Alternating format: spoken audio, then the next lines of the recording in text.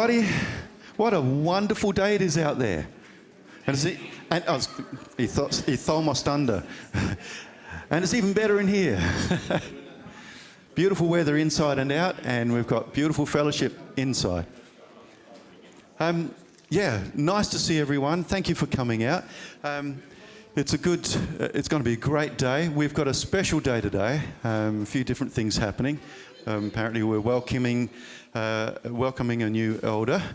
And so I love this church in a sense, and I was just talking to someone about this.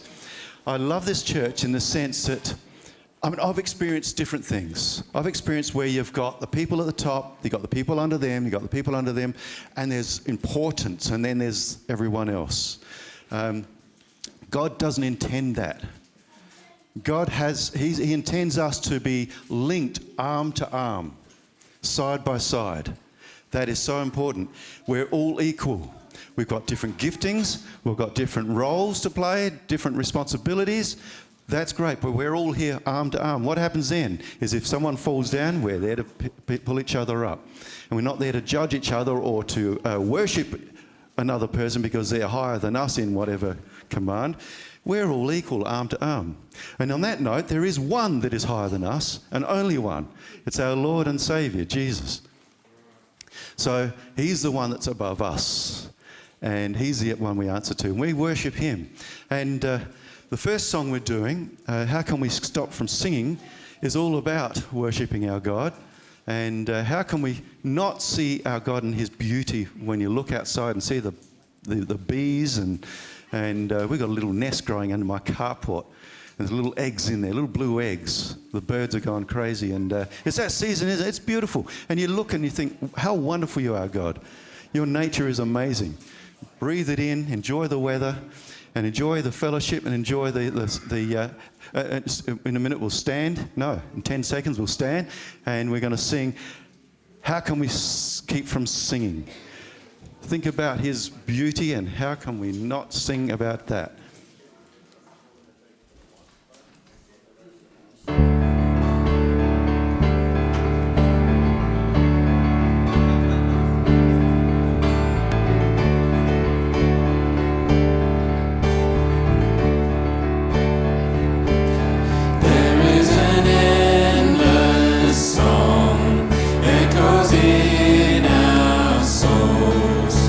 We hear the music.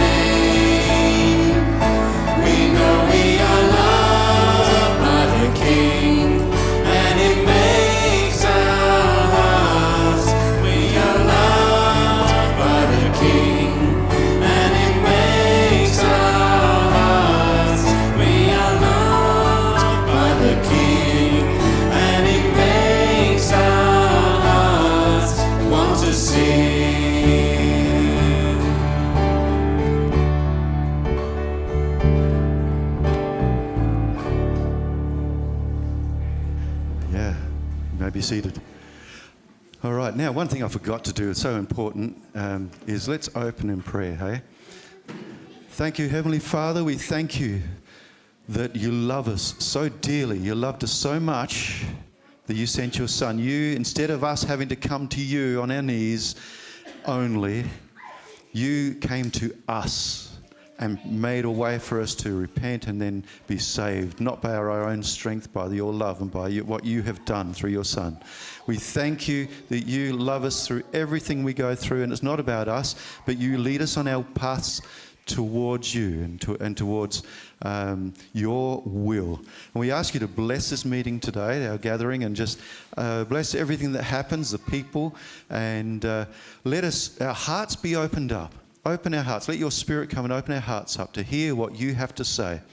And let no fleshly things be on our hearts, but just your will and your love. And we ask this in Jesus' name. Amen. All right, James, you're up. Thanks, Geoff. As he was saying, today is a special day for us as a church. We do this once a year where we come together and we have our Vision Sunday. If you want to pop that slide up, please, Ella. The whole idea behind Vision Sunday for us as a church is for us to Can I have the foldbacks all off, please? They're booming behind me, and thank you, that's better. The whole point of us having a Vision Sunday is for us as a church to come together and realise that the things that we do and the things that make us who we are not an accident. There's something that we as a body have come together as we've sought the Lord's guidance as to who we are, how we ought to operate, and the discipleship that we're meant to be encouraging into each other's lives. And so that sign on the wall, our vision logo there, all comes together with that statement to know Christ and to make Christ known together. And we've gone down that path of really emphasising the togetherness of the body, because as Geoff just sort of shared, and I didn't know he was going to share that drawing attention to the realisation that as a church, as the body of Christ, no one is above the other. And so the togetherness that we have is meant to be lived out in every single moment of our lives. So we take this Sunday once a year to come together and to go, there's a reason why we are together. There's a reason why that we're driven to express the love and the devotion and the care that we have for each other, and it's because we are the body.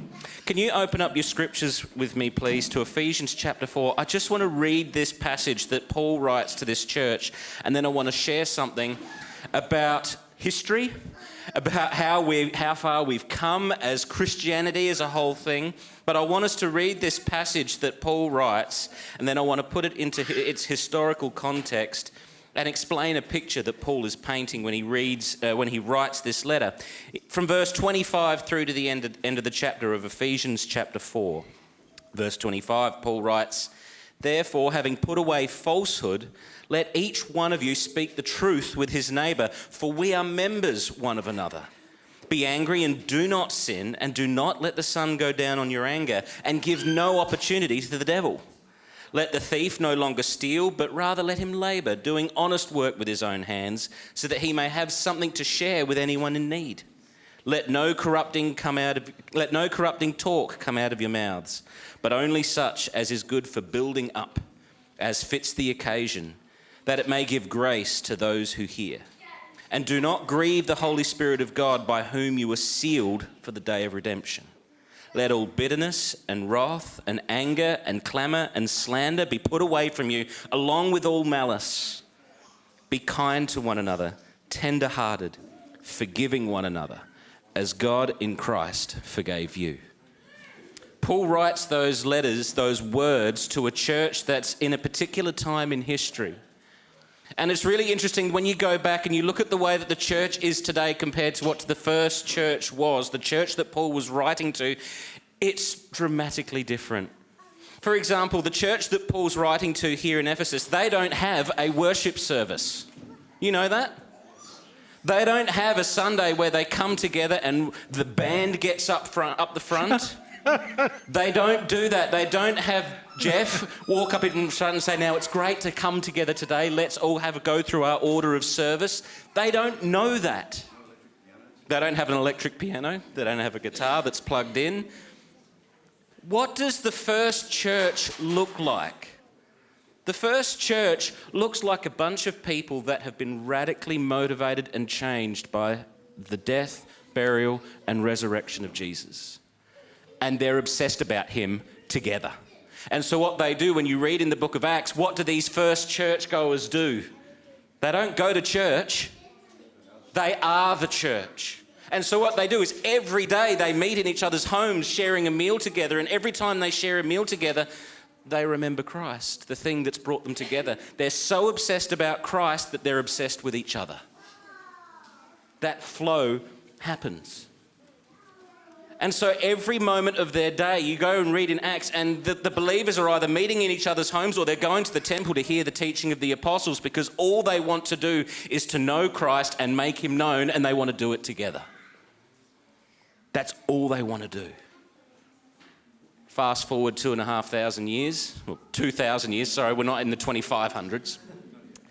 Fast forward 2,000 years, and here we are, and we don't feel like we've done things right unless we've sung 3 songs, that the roster hasn't happened right, the preacher hasn't been allotted his 40 minutes to deliver a sermon. An interesting thing when you look at the concept of a sermon, how many sermons do you think there are in the New Testament? How many? There's Mars Hill. There's... No, do you know what? But when you look at the... Do you want to take over? Yeah, that's evangelism. That's not a sermon. He's taken my point from me. Oh, sorry. You should have shut me up. The sermons that we see in the New Testament, there's Peter at Pentecost in Acts chapter 2. Is that a sermon? It's not a sermon to a church. It's a proclamation of the gospel in a public square. Stephen, is that a sermon? Is that in a church? He's before the Sanhedrin defending his faith to people that don't know Christ. It's evangelism. What's Mars Hill? It's evangelism to the Greek philosophers who don't know Christ. The only example I can think of in the New Testament of a sermon in the church is where Paul preaches till past midnight and a guy falls asleep in the window and falls out and dies. That was a sermon. Do we want to look like that? Is that the church we want? It should be. Why? Was the driving force behind that church Paul's sermon, or was it the obsession of the church to be together no matter what? It wasn't about how long Paul preached for. It was about the body of believers being together and being the body. And Paul was a travelling preacher. They had Paul for this little period, so they were going to make sure they used him while he was there. They made sure he was going to have their ears. That's the way around, I've got to say it.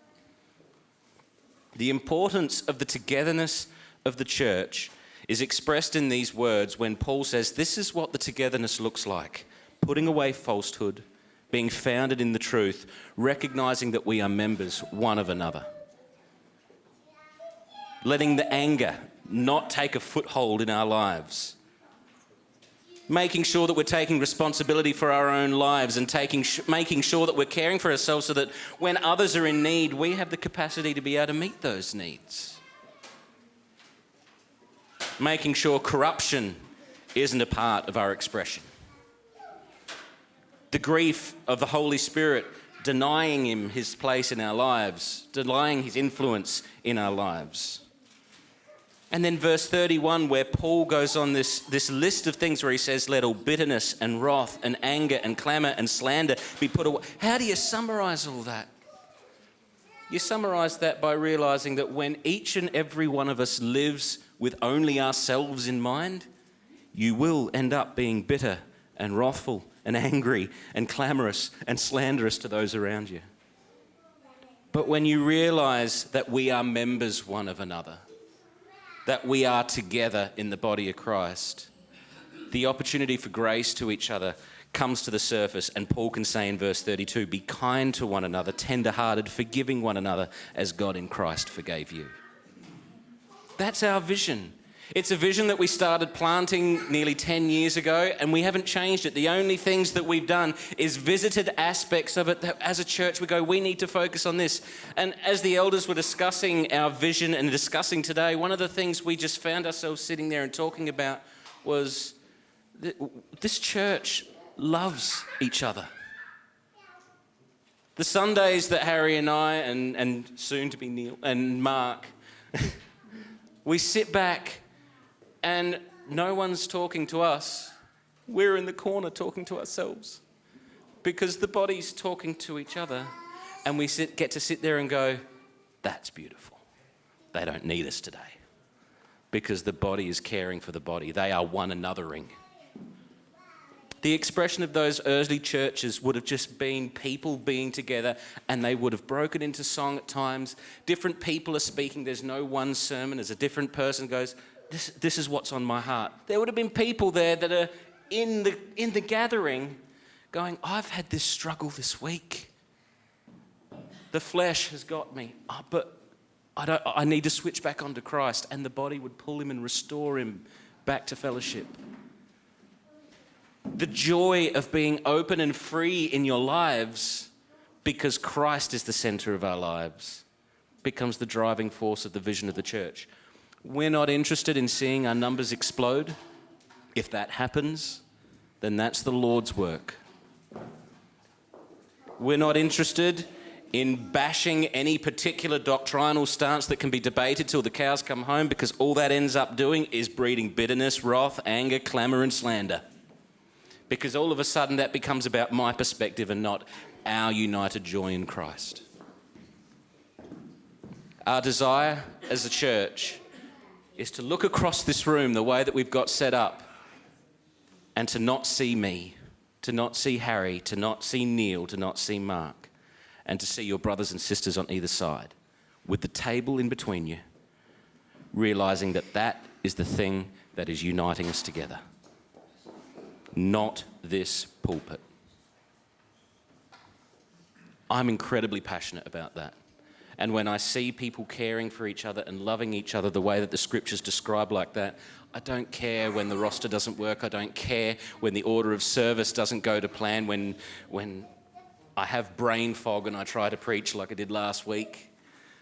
When all of those human fleshy failings creep in, you get to sit back and go, the Spirit's in charge. We are one in Christ, and it's about him, not me. It's about us and not me. So that's all I want to share on this morning. I'm going to hand over to Harry in a sec. But before we do that, can I just pray? Is there anyone that the things that I've just said, the scriptures that we've just read this morning, that has been really triggered in their heart to give thanks to our God for the church that we have, for the relationships that we've built up together? I don't want to be the sole voice. Is there anyone that would like to give thanks instead of me doing it and participate in our worship this morning as we praise and thank God for the journey that he's brought us on? Does anyone want to participate in that way? Going once, going twice? Looks like it is me. Then so be it. Let's just pray. Our Father and our God, we thank you for the way you love us. We thank you that despite the very real reality of our own failings and our weaknesses, you have poured out your grace upon us. You have shown us your love through the sending of Christ and the victory that he's won on our behalf over the grave, and the future that he has sealed for us, as Paul wrote here, that we have been sealed for the day of redemption. That incredible love is the thing that we come together this morning to remember and to remind each other that that's the foundation of our unity. That's the reason why we can look around this room and see brothers and sisters, the family of God, knit together in Christ.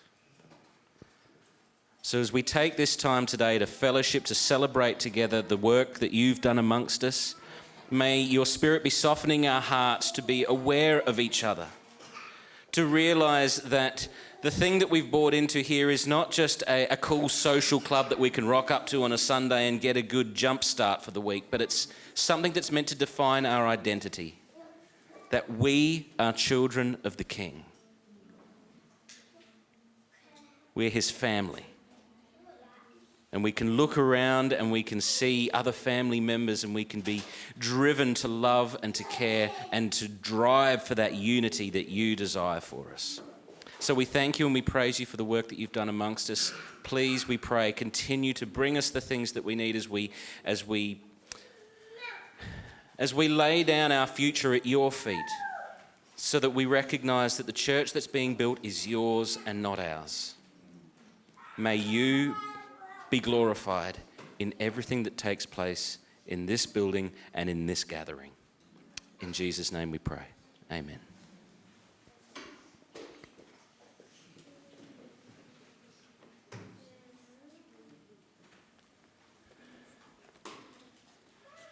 One of the things that really sometimes causes me a bit of a bother is when people say, "Oh, this is a lovely church. This is a lovely church." Because in reality, it's really not. We're sinners saved by grace. We have our difficulties. We support each other, we care for one another, we do things for each other. But we're not a lovely church. We're not giving you an environment that goes, this is like being in heaven. Because let me tell you, it's not. If this is in heaven, I'm not going. I'm not going. It's going to be better than this. It's a church made up of people, a church that has their problems, a church that has difficulties sometimes. And I just want to say this to the kids this morning. How many times do we have to say to you, be quiet? But you know what this morning? Thank you. Thank you that you're here. Thank you that you're listening. Thank you for all the noise you make. Thank you for telling us we're alive. I'm nearly dead. You're alive, and it's good to see people in our fellowship like that. You're precious to us. Harley, you got your kids here this morning. Don't worry about them. I know they've not been in this environment much. Don't worry about them. They're here. We're here to serve and enjoy each other. What, James? You would think what I'm going to say now, James and I got together to talk about it. We didn't.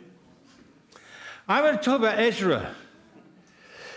He started off with history. I'm going further back than him. I'm allowed to do that. I'm older. I'm going to talk about Ezra in chapter 7. The children of Israel the Judah have been in captivity. And we come to this priest, Ezra. Artaxerxes the king. I'm not going into all the historical facts. I don't want one thing that I want to bring. I want you to realize, where was Ezra born? Babylon. He wasn't born in the promised land. He wasn't born in that place where the environment was good, where the situation was fantastic, where Judaism was just there. He was born in a heathen country and under a heathen king, and under a religion that had all kinds of idolatrous things. Let me read. I'm not going to tell you. It gives you a list of his relatives. So-and-so got so-and-so. Azariah, the son of Hakiah, the son of Shilm, the son of... I'm not going to give you all them because you will forget, and it will be no use me telling you that. This is what I want to come to. It gives all those things because Ezra was born in a foreign land, and it starts in verse 6 by saying, this Ezra was a scribe. He'd never been to Jerusalem. He hadn't been to the promised land.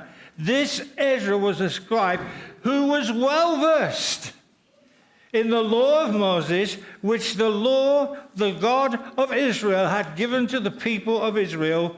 He came to Jerusalem from Babylon. The king gave him everything he asked for. It doesn't mean he gave him riches. He gave him all the people that he needed. Some of the people of Israel, as well as some of the priests, the Levites, the singers, the gatekeepers, and the temple servants traveled up to Jerusalem with him, in the 7th year of King Artaxerxes.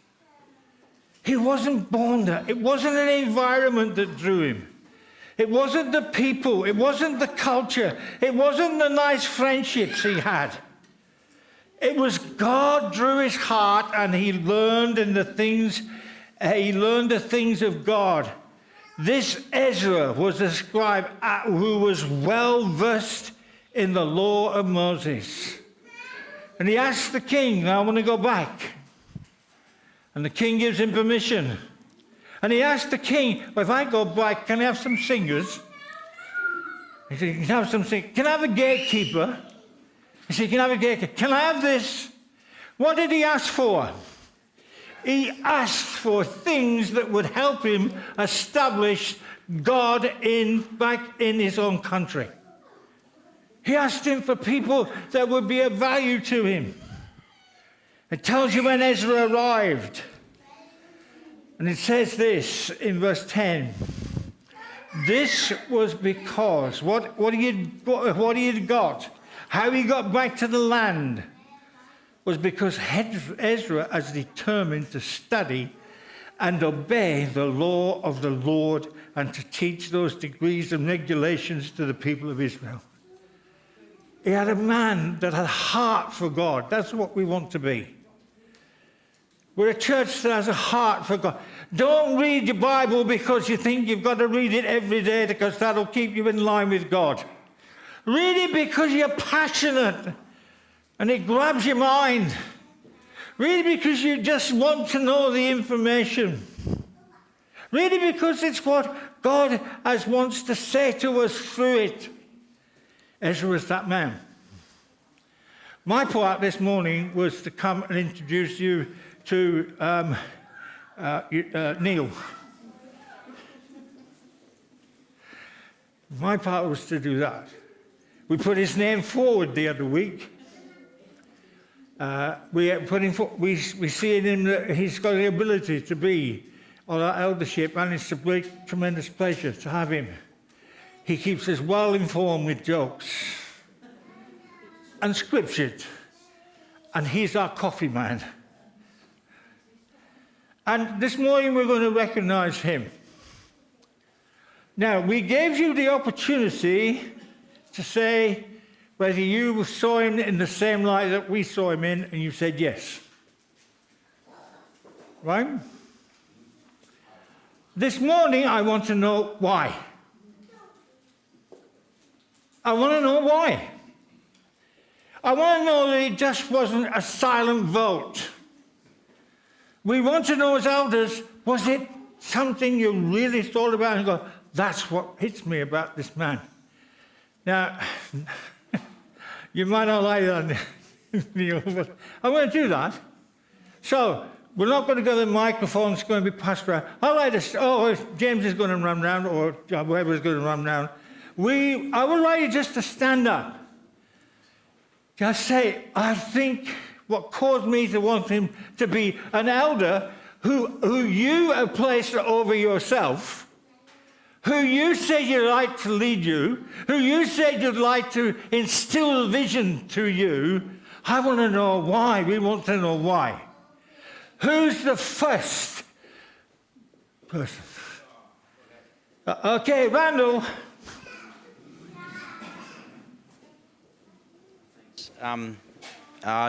I talked. Is that on? Yeah. I talked to Neil at Shona and yourselves dinner one night, and he was happy to help me out with a situation that troubled me, and he was accepting and kind and willing to help. That was great. Yeah. Thank you. Thanks. We don't need a sermon. We just need to know a little why. Okay.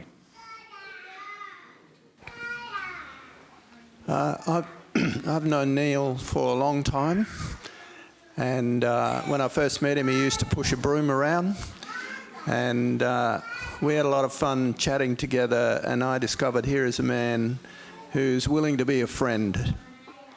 In recent times, I've watched Neil, and I can see, and I've experienced in him a man who is willing to listen, a person who enjoys your company, who loves to be there to be a strength for you and an encouragement. And every time I see Neil and hear him or be with him, I feel encouraged. And God bless you, Neil, in the role that you're coming to. I just want to thank Neil's love for the Lord shows through in the way he talks, the way he acts, and he's a blessing to our church. I agree with Neil because he embodies the fruit of the Spirit, love, joy, peace, and he's always good to talk to, and he gives you lots of jokes even when you don't want them, but good on you, mate. And yeah, he seems like a humble kind of guy and willing to encourage you when you need it. So that's my reason. If I may also add, I've only known Neil for a little while, a short while, but I do know that, we all go through stuff in life, hardships and so on. When we think of elders, we want people who we can look to that have already been through things, that we can look to for encouragement, we can look to for strength and examples. And I know that Neil and his wife have gone through hard times and come through. They're still smiling today, and that's a real encouragement to all of us. If we go through hard times, they're not quitters. And that's someone we want as an elder, as someone that we can trust when things are not just going well, but going not so well as well. Someone to come alongside of us.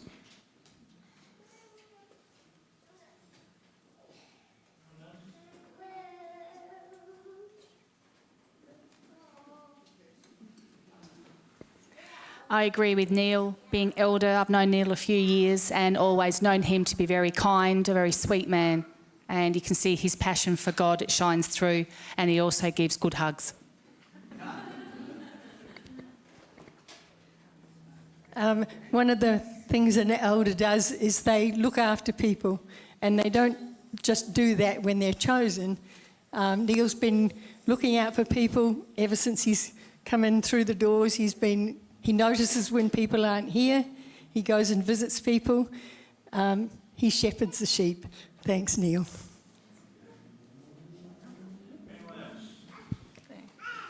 I've known Neil for quite a while, and many years, and I've always found him as an honest, upright and loving husband. He's a good man. Anyone else? Okay, thank you very much. Neil, that wasn't to make you feel good. That was to help you see what your responsibility is. It's to care and love for this group of people. We're going to do the right thing and recognise him this morning. And we'll ask Neil to come up. You might as well bring your wife. You might as well bring your wife as well. Come on, Rev, you might as well come up. Yes, come on up. Right, are you ready, kids? We're going to pray for Neil, and we're going to just commit him to the Lord. So, does any of you kids want to come and stand with us? Come on, come and stand with us if you want to stand and pray for this man. Any parents want to come up and stand with us? Come and stand with us. Oh, we're all on our own, Neil. You want to come this morning and recognise with us we're putting our trust and our responsibility for Neil to be a part of our eldership. Oh, it's good to see children here. That's excellent. Thank you. Mark, where's Mark? Oh, right. Are you two friends or just Mark? Just pass the mic. Okay. Okay, Mark, you're it. Yeah. Dear Heavenly Father, thank you for Neil, thank you for his life, thank you for Beth too, supporting him and encouraging him through his position. It's not possible without Beth being there. And just pray for Neil as he takes on this role, Lord, that it's not a burden, but it's a joy to become an elder. We just thank you in your name. Amen. Our Father, we thank you this morning we can come and recognise Neil. And as we come together to just commit ourselves as one, to allow him to lead and guide and teach and help us, and for us to be responsive to everything that's said. Because what we really want this morning, our Father, is that together we glorify your name. We uplift the name of Jesus. So we just pray you be with Neil and Bev and just encourage them and bless them and help them to minister in this church to the glory of God. Amen.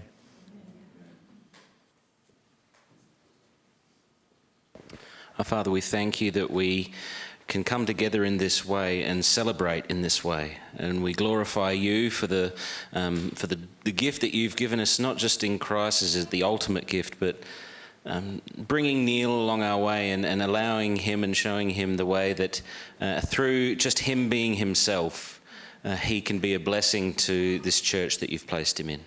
And our Father, we thank you that you've brought us to a place where you've enabled us to recognise the gifts that you've placed in his life. And we thank you for the response that we've had.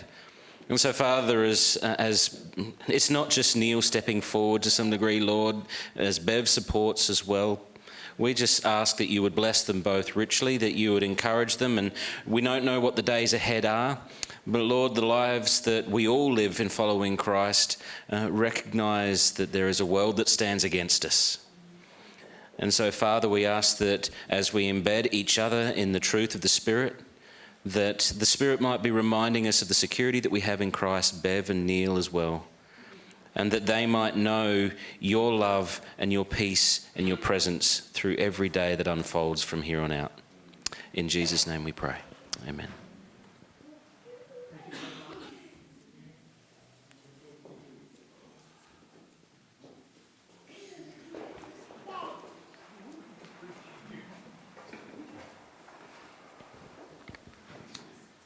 Neil, you're up for communion, mate.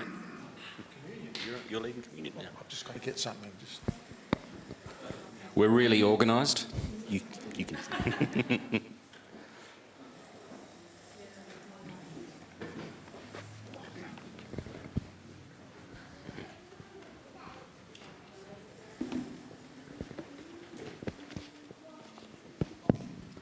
Good morning, brothers and sisters.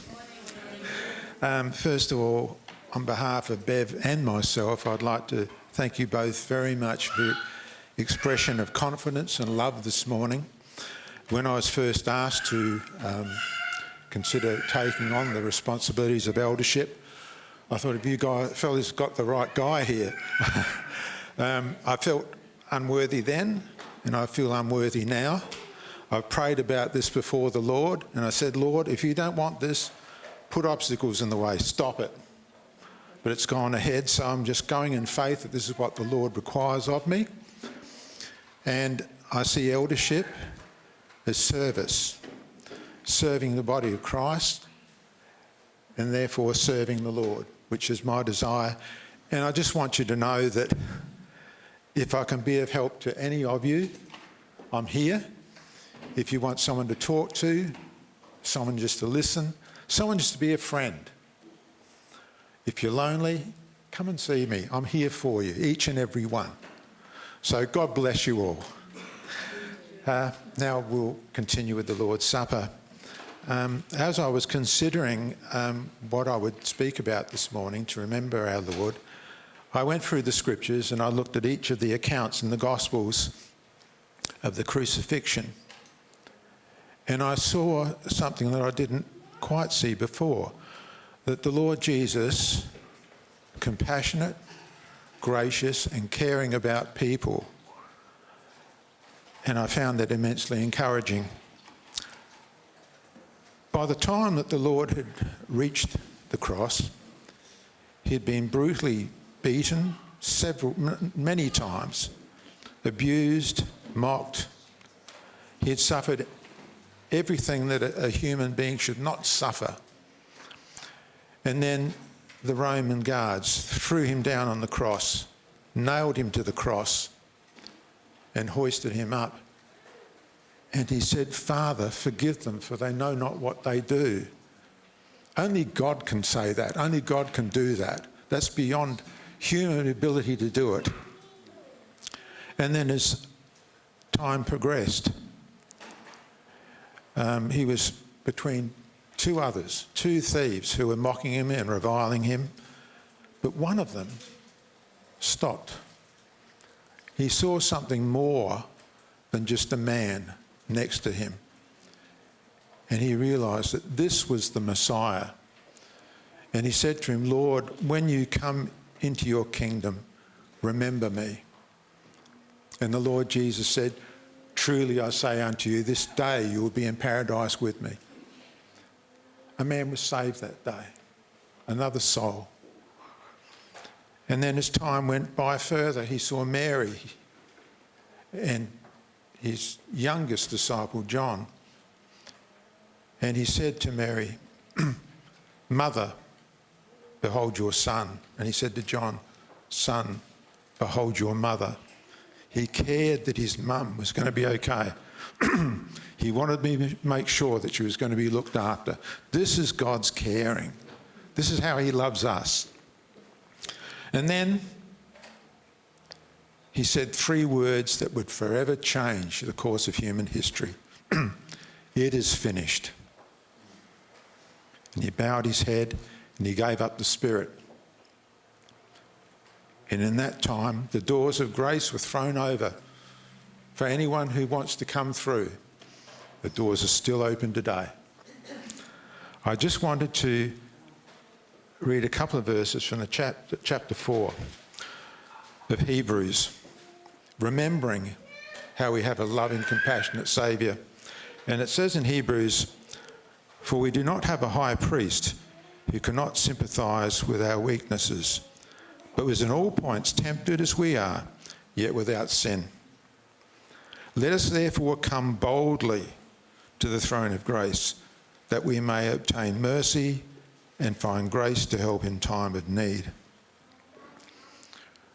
I'm sure that as individuals, we're each battling with different things. It might be health problems, financial problems, it might be spiritual problems, psychological problems, the list goes on. But remember this and be assured of this, that the Lord is there with you. His promise, I will never leave you or forsake you, is just as strong today as the day he said it. Never be alone. Would the helpers please come up and join me?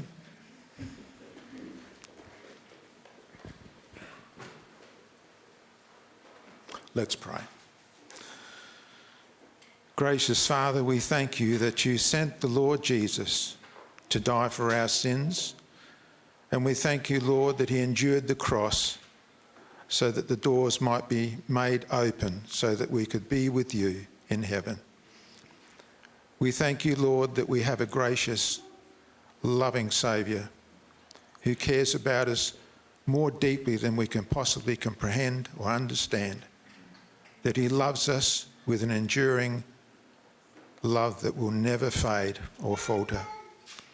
And Lord, as we partake of the elements this morning and remember you, let us remember that we have a loving, gracious Saviour who will never leave us or forsake us. We give you the thanks and the praise in the name of the Lord Jesus. Amen.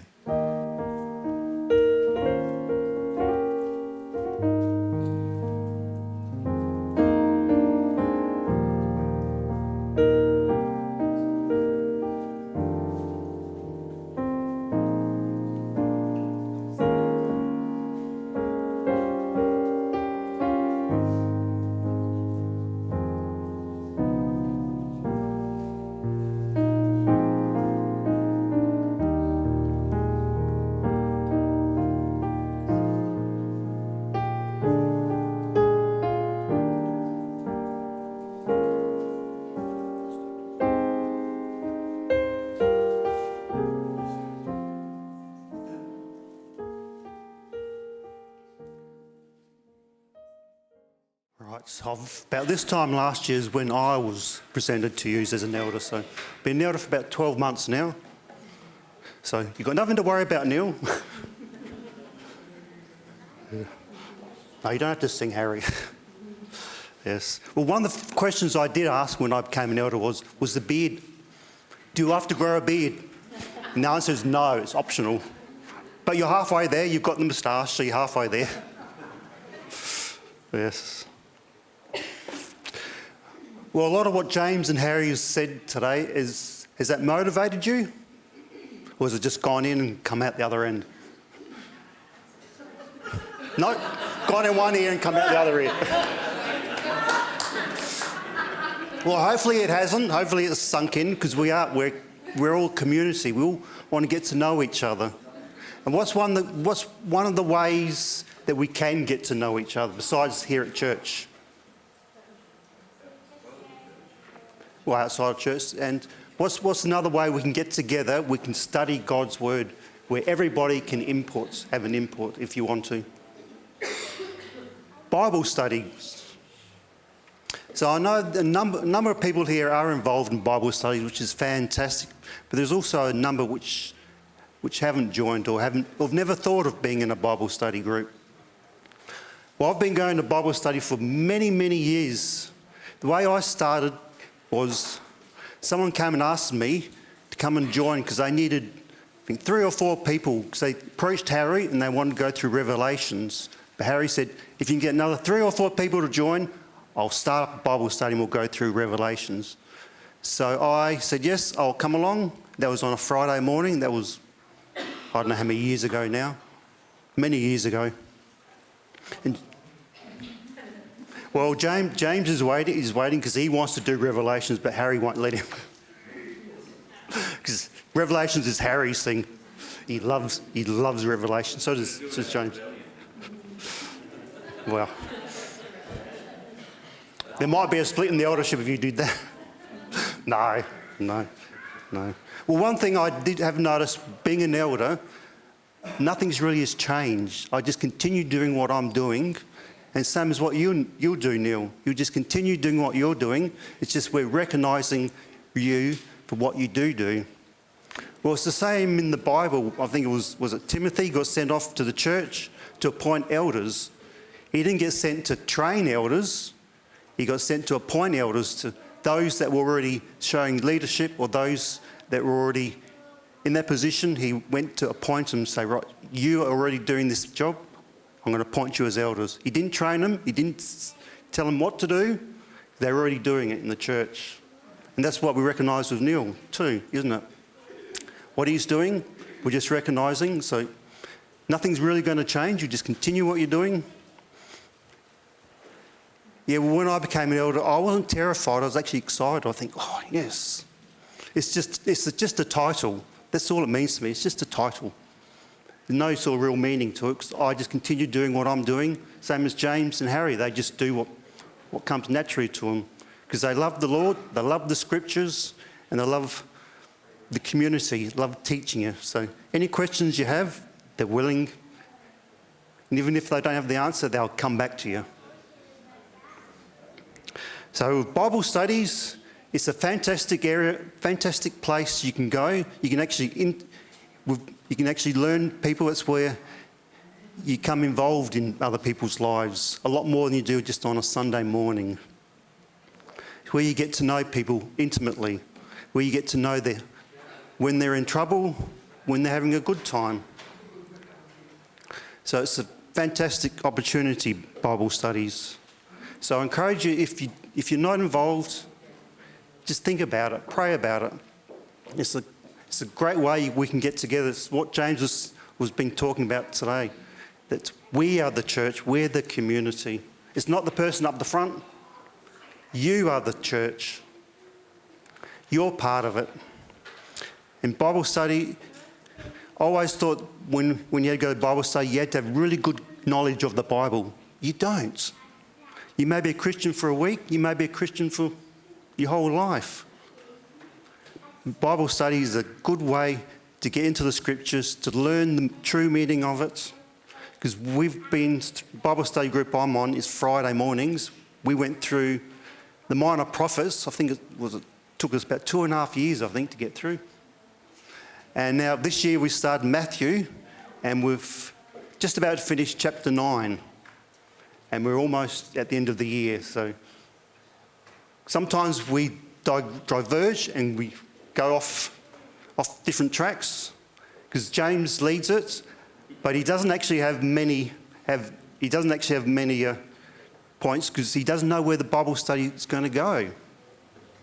Because quite often he might have plans, right, we'll follow this direction, but we might go suddenly off to the left, or we might go off to the right. So Bible study is a great place to come together. It's a great place where you can bring your thoughts, and you might have ideas, and then someone else might have another idea, and they go, oh, I've never seen that. Yes, that explains everything to me. So Bible studies is a fantastic place as a community, as a church, to get together. Because that's how the first church got together. They didn't have a preacher, like James said. They didn't have bands. They didn't have singers. They just got together and studied the Word. And that's what Bible studies are all about, studying the Word together. All right, back to you, Geoff. All right, so we've got one more song we're going to sing before we close. And appropriately, we will stand for this one, because it is O Church Arise.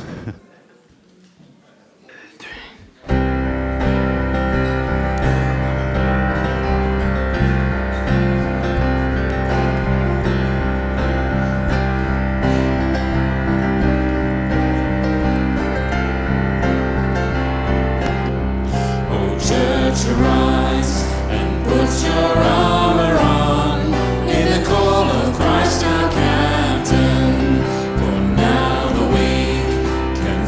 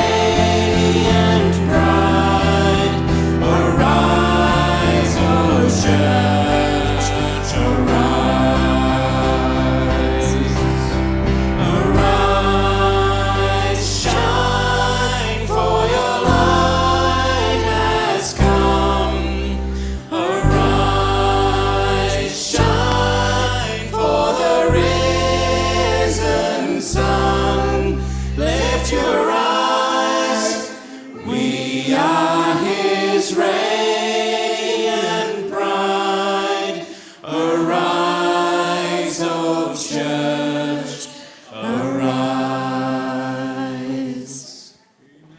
Amen. Yes.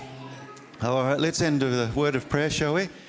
Thank you, Heavenly Father. We thank you. We ask you to help us through you, the strength of your Holy Spirit, to go away from here and to shine. Only by your strength and by your Spirit can we shine. Gracefully walk us in our journey with you and be with us in every step of the way, through good and through bad, and give us the words that you wish to encourage people with. Open up our eyes and hearts as we go our way and help us to be a light to the world in our little corner, wherever we are. Amen. James is going to say something. Yeah, well, apparently we're booked for lunch. So we're going to have some lunch together. Thank you for everyone that's brought some stuff to share. We're going to give maybe 10 minutes for things to get sorted out there. Do we have someone that would give thanks for our meal now, so that way we don't have to do it out there? Anyone? Oh, apparently Daniel's kids want Daniel to give thanks for the... Thank you, sir. Heavenly Father, thank you for this time of fellowship, and